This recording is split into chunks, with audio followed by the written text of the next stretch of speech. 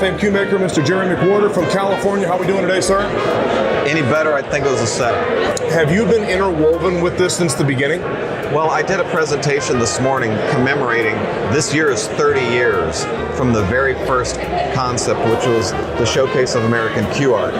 The short story of this is that I was at a tournament in Chicago and sharing a room with Mike Bender, and we were setting up and, all the cue makers, and we were like down in the basement, and it was just like, not important. And we got back to the room and I said, listen, this is wrong. These cues need to be presented like art. They need to be presented in a black tie affair, something that's special, that's the reason of the event. So with that, I went home and got the ball rolling and hooked up with a gentleman by the name of Chuck Montague, who was a fashion photographer in LA, and with Thomas Wayne, who was one of my best friends. And we produced this show, the Showcase of American Cue Art, at the Biltmore Hotel in Los Angeles. Wow. So we're coming up on 30 years.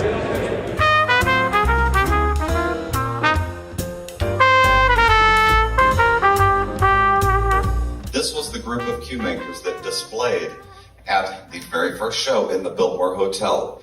Michael Bender, Richard Black, Richard Schutte, Paul Drexler, Russ Espiritu, Ernie Gutierrez, Judd Fuller, Dave Keekle, Jerry McWhorter, Peach Hour, Joe Porper, Jeff Prather, Sam Serra, Tim Scruggs, Tad Kohara, Dale Perry, Thomas Wayne, Ernie Martinez, and Perry Weston. Now, some other very significant things happened at that event. I had been making cues, I guess probably about 7 years at that time. I was very new in the business. And I had made a contact and was selling cues to a very young company in Japan by the name of UK Corporation, Mr. Hideo Ohara, who was sitting there in the back trying to not be noticed. So I'd been selling cues to Hideo, so Hideo came to the event. There were some other Japanese people there that didn't know each other, and we introduced Hideo to Kiyo. So that's when they first met. Kiyo Ohara was a professional photographer, in case you didn't know, and a writer for World Billiard Magazine. Well, Kiyo documented this whole event. It was originally called the Showcase of American Cue Art. Biltmore Hotel, Los Angeles, California, December 3rd, 1995. This is the most important part. This inaugural event, Showcase of American Cue Art, was meticulously documented and preserved as a permanent historical record by Japanese photographer and World Billiard Magazine contributing writer, and most importantly, our dear friend, Kiyoharu Kagomiya.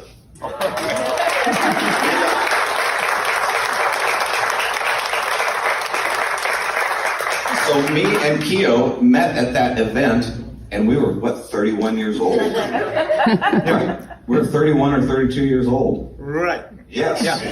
And now we're 61 years old. Actually, 62. Not a big difference. Let me clarify that. One of us is 61 years old.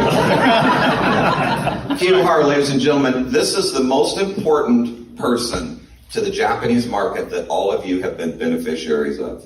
He's been photographing the Billiard Expo, writing articles, and has been the link between what's happening in America and Japan, and he's still here, and he still loves it, and he's never been paid a penny for any of his work. It's been all donated. As a matter of fact, he's quite a collector himself. So not only do we get his services, we get his money.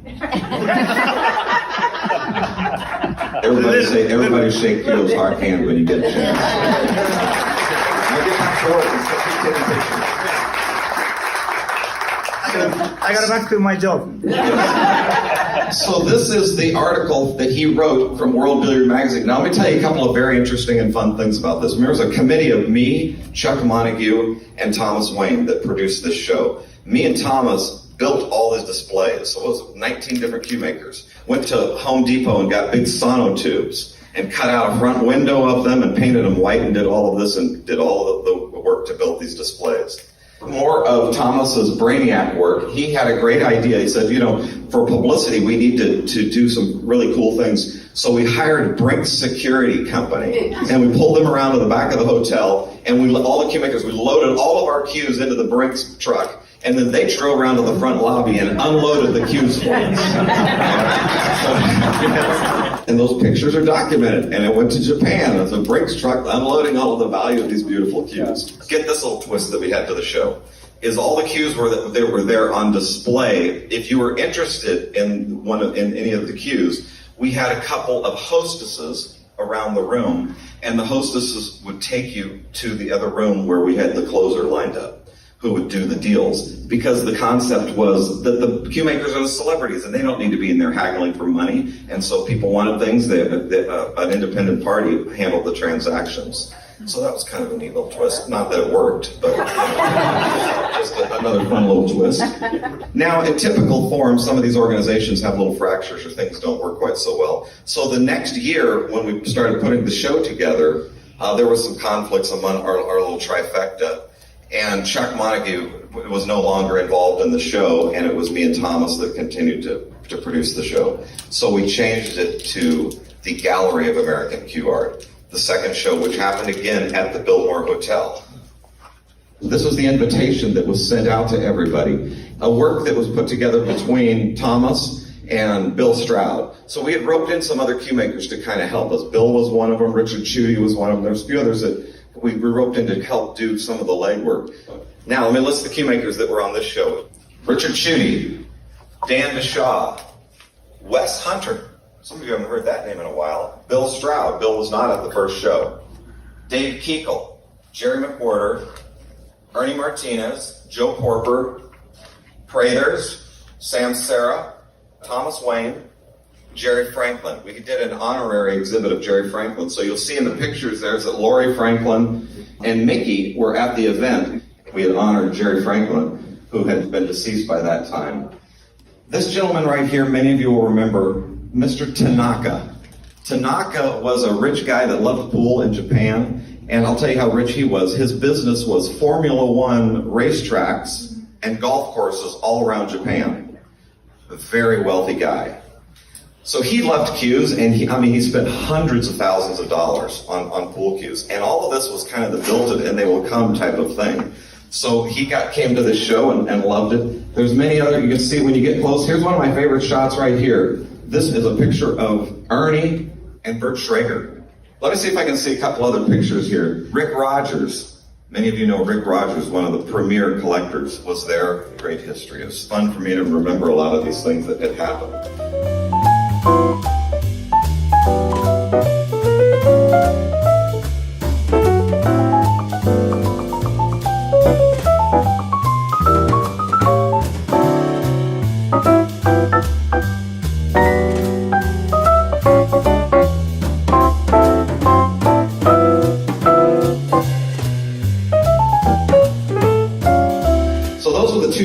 That took place at the Biltmore.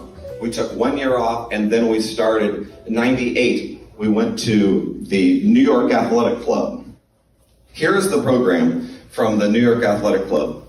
Now this has a story in itself too, because this is literally one of those deals where we were up all night long finding out which cues were actually going to be there and getting the descriptions right. And Thomas was working up all this stuff on his computer and going back and forth to Kinko's, and literally was picking up boxes from Kinko's, and the taxis were bringing them over there literally like an hour before the show started. It's a little bit sloppier, but it came from Kinko's at the last minute. So this was 98. Here's the list of the cue makers that displayed. Michael Bender, Richard Black, Richard Chudy, Dan DeShaw, Russ Espirito, Joe Gold, the only show that he attended, Ernie Gutierrez, Dan James, Dave Keekle, Ernie Martinez, Jerry McWhorter, Joe Porper, the Prathers, Sam Serra, and Thomas Wayne. So we did 2 shows at the New York Athletic Club, which were some very prestigious things. Through our connection to the New York Athletic Club, we got to do a showing at a legit high-dollar art gallery. Really amazing exposure. Then another year or so went by. Bill contacts me and he says, we need to start doing another show. And I was like, well, it's a lot of work, and we don't have those displays anymore, and they were big and cumbersome, and we can't ship them across the country, and it was just logistical problems. And then I said to him, but you know what? The way we need to do this show is it needs to make the collectors the stars, not the cue makers. The cue makers should be there as guests, but the real stars are the collectors. And the light bulb went on, and Bill went around with it.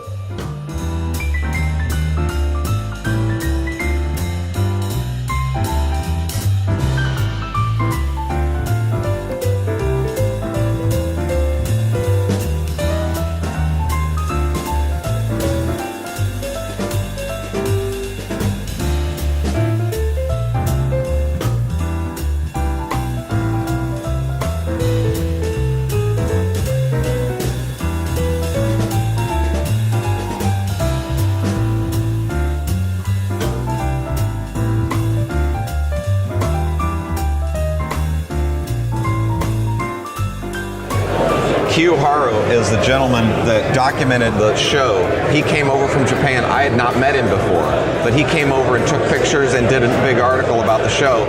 I became friends with him. I introduced him to another Japanese guy that came.